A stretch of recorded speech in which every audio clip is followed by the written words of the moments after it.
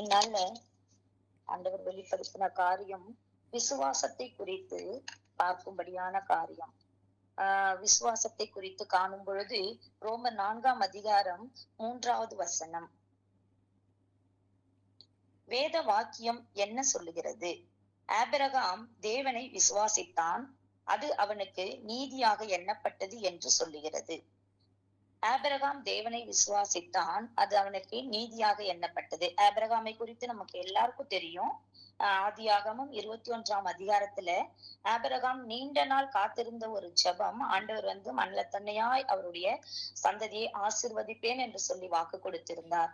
அப்பொழுது அவருக்கு ஒரு குமாரனை கொடுத்தார். ஒரு குமாரன் ஈசாக்கு பிறந்தான். ஈசாக்கு பிறக்கும் பொழுது ஆதியாகமம் 21ஆம் அதிகாரம் 5வது வசனத்துல தன் குமாரனாகிய ஈசாக்கு பிறந்த பொழுது ஆபிரகாம் 100 வயதா இருந்தான். 100 வயது வரை ஆண்டவருடைய வாக்கு தத்தத்திற்காக ஆபிரகாம் விசுவாசத்தோடு காத்து கொண்டிருந்தார்.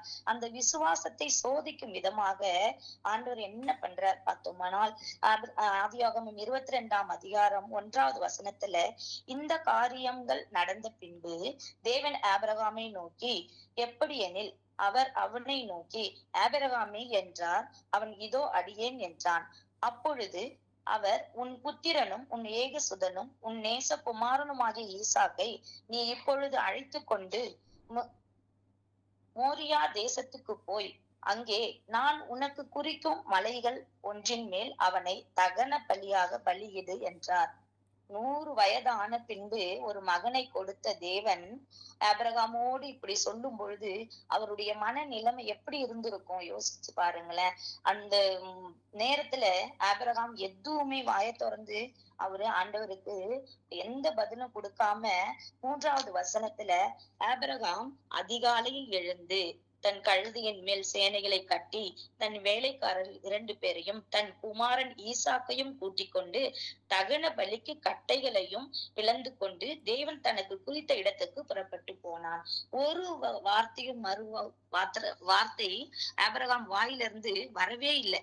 உடனே அவர் ஆயத்தமாகி அதிகாலையில எழுந்து என்ன பண்றாரு, ஆண்டவர் சொன்ன வார்த்தைக்கு விசுவாசத்தோட கீழ்ப்படிந்து அந்த மூரியா மலைக்கு போறாரு.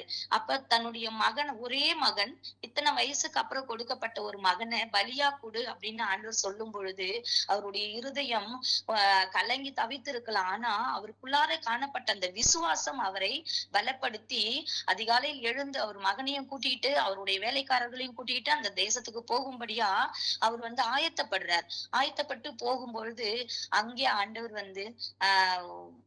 அந்த பலிக்கான ஒரு பரீட்சை அவருக்கு வச்சது காரணம் ஆபிரகாமின் விசுவாசத்தை சோதிக்கும் விதமாய் அந்த காரியங்கள் காணப்பட்டது. ஆனா இதுக்கு முன்பாகவே ஆண்டவர் ஆயத்தப்படுத்தி ஒரு ஆட்டுக்கடாவை வைத்திருந்தார். ஆபிரகாம் எப்படிப்பட்ட விசுவாசத்தோடு காணப்படுறாருன்னு சோதிக்கும்படியான அந்த பரீட்சை ஆபிரகாமுக்கு வைக்கப்பட்டது. ஆனாலும் அதில் ஆபிரகாம் வெற்றி பெற்றார். அதுலதான் நீதிமானாய் அவர் எண்ணப்பட்டார். அதுக்கப்புறம் இப்படிப்பட்டதான பலி வேண்டாம் அப்படின்னு சொல்லி ஆண்டவர் நியமிச்சாரு.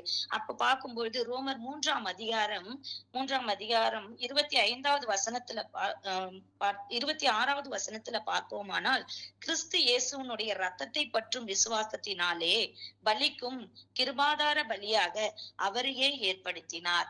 அப்ப ஆபிரகாம் பலி கொடுக்க அந்த விசுவாசத்தை கனப்படுத்தும் விதமாக தேவனாகிய கர்த்தர் அவருடைய ஏக சுதனாகிய இயேசு கிறிஸ்துவை நமக்காக கொடுத்து அவரை பற்றும் விசுவாசத்தினாலே நம் ஜீவ பலியாக நமக்காக ஒப்பு கொடுத்தார். அதான் அநேக நேரங்கள்ல ஒவ்வொருவருடைய ரட்சிப்பு காணப்படும் பொழுது நாம சிறு பிள்ளைகளுக்கும் சரி அநேகருக்கும் சொல்லக்கூடிய ஒரு வசனம் ரோமர் 10ஆம் அதிகாரம் 9வது வசனம்.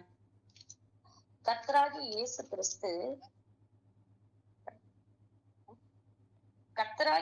கிறிஸ்துவை நீ உன் வாயினாலே அறிக்கையிட்டு தேவன் அவரை மரித்தோரிலிருந்து எழுப்பினார் என்று உன் இருதயத்தில் அப்ப நம்முடைய இருதயத்தில் விசுவாசிக்கப்படும் பொழுது ஆண்டவராகிய இயேசு கிறிஸ்து நமக்காக பலியிடப்பட்டு அவர் மரித்து 3ஆம் நாள் எனக்காக அவர் உயிர் தெழுந்தார் என்று நம்ம இருதயத்தில் விசுவாசித்தால் நமக்கு ஆண்டவர் ரட்சிப்பை கொடுக்க வல்லவராய் இருக்கிறார். அப்ப இந்த ரட்சிப்பை பெற்றுக்கொண்ட நாம் ஆபிரகாமை போல இன்னும் அதிகமாய் அவரை பற்றும் விசுவாசத்தில் அதிகமாய் நாளுக்கு நாள் விருத்தி அடையும் பொழுது அந்த விசுவாசம் எப்படிப்பட்டதா இருக்கிறது, ஒவ்வொரு குடும்பத்தாருக்கும் அது எப்படிப்பட்டதான ஒரு விசுவாசமாய் காணப்படுகிறது. எபிரேயர் 11ஆம் அதிகாரம் 1வது வசனத்துல விசுவாசமானது நம்பப்படுகிறவைகளின் உறுதியும் காணப்படாதவைகளின் நிச்சயமாய் இருக்கிறது. இப்படியா வேத வசனம் சொல்லுகிறது பாருங்க. நம்பப்படுகிறவைகளின் உறுதியும் காணப்படாதவைகளின் நிச்சயமும். அப்ப விசுவாசத்தோடு ஒவ்வொரு நாளும் தேவன் நம்ம எதை தேவனிடத்தில் நம்ம கேட்கிறோமோ அதை நமக்கு கொடுப்பார் என்று சொல்லி விசுவாசத்தோடு காத்து கொண்டு இருக்கப்படும் பொழுது அது நம்பப்படக்கூடிய காரியங்களாய் அவருக்கு காணப்படுமே. ஆனால் அந்த விசுவாசம் உறுதியாய் நிலை நிற்க சித்தமுள்ளதாய் காணப்படுகிறது. இப்படியாக நம்ம பழைய ஏற்பாட்டு காலத்துல ஆபிரகாமை பார்த்தோம். அதே தேவ அன்போடு நம்ம புதிய ஏற்பாட்டு காலத்துல அப்போஸ்தலர் பவுலுடைய அந்த விசுவாசம் எப்படியாய் காணப்பட்டது என்று பார்ப்போமானால்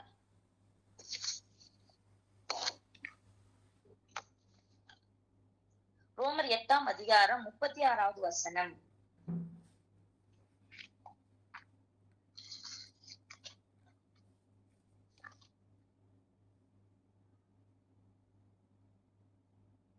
கிறிஸ்துவின் அன்பை விட்டு நம்மை பிரிப்பவன் யார்? உபத்திரவமோ, வியாக்குலமோ, துன்பமோ, பசியோ, நிர்வாணமோ, நாசமோசமோ, பட்டயமோ, இவைகள் எல்லாவற்றிலும் நாம் நம்மில் அன்பு கூறுகிறவராலே முற்றும் ஜெயம் கொள்ளுகிறவர்களாய் இருக்கிறோம்.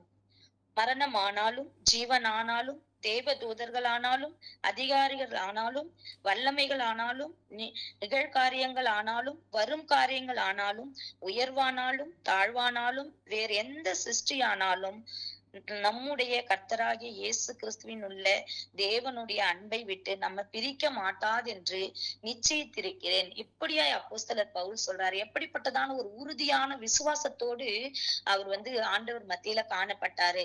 தேவ அன்பு நமக்குள்ளாய் அதிகமாய் பெருகும் பொழுது அநேக வசனங்கள் நமக்கு கொடுக்கப்பட்டிருக்கு. விசுவாசத்தை குறித்து இருதயத்தில் விசுவாசித்தால் ரட்சிக்கப்படுவாய். அதே போல கிருபையில் பிரவேசிக்கும் ஸ்லாக்கியத்தை விசுவாசத்தினாலே நம்ம பெற்றிருக்கிறோம். தேவ மகிமை நமக்கு கொடுக்கப்பட்டிருக்கு. அவருடைய நம்பிக்கை நமக்கு கொடுக்கப்பட்டிருக்கு. அது மாதிரி விசுவாசத்தினாலே நீதிமான் பிழைப்பான் என்று சொல்லி வேதவசனம் கொடுக்கப்பட்டிருக்கு. ஆபிரகாம் பிழைத்தான். ஆபிரகாமுடைய விசுவாசம் நீதியாய் எண்ணப்பட்டது.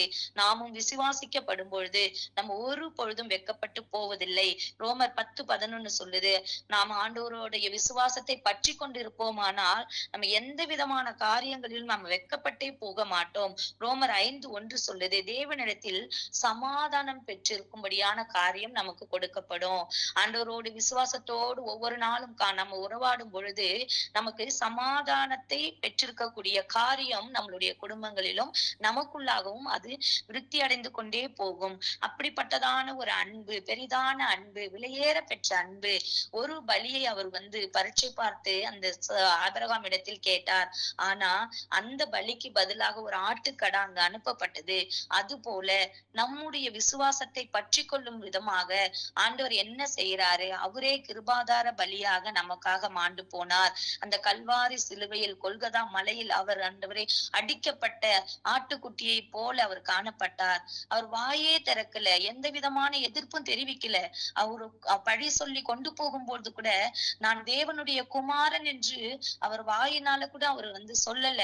ஆனா இவ்வளவோ அவமானப்படுத்தப்பட்டார். நம்மளுடைய காரியங்களை குறித்து அவர் ஒவ்வொரு நாளும் அவர் சிலுவையில் இருந்து கொண்டு எல்லாவற்றையும் அவர் விசாரித்து தேவனிடத்தில் கொண்டு போகிற இடைப்பட்ட அந்த காரியங்களை நம்முடைய விசுவாசம் எப்படி இருக்கிறது என்பதை சோதித்து பார்க்கும் விதமாக சோதனைகள் வரும் பொழுது ஆண்டவர் நம்மை அதிகமாய் அவர் நேசிக்க வல்லவராய் இருக்கிறார்.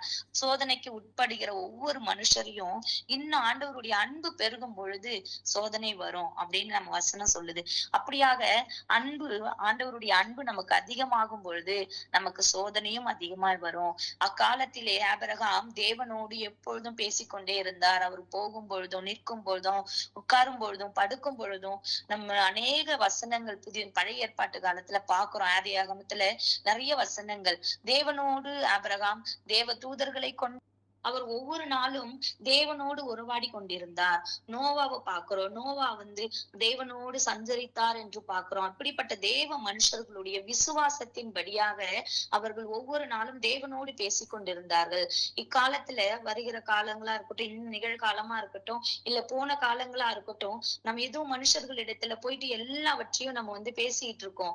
அந்த நேரம் கொஞ்ச நேரம் ஒதுக்கி தேவனோடு பேசும் பொழுது ஆண்டவர் நமக்கு விசுவாசத்தை அதிகப்படுத்துவது மாத்திரம் அல்ல, நம்மளுடைய வாழ்க்கையில் ஆலோசனைகளை கொடுப்பவராயும் காணப்படுறாரு.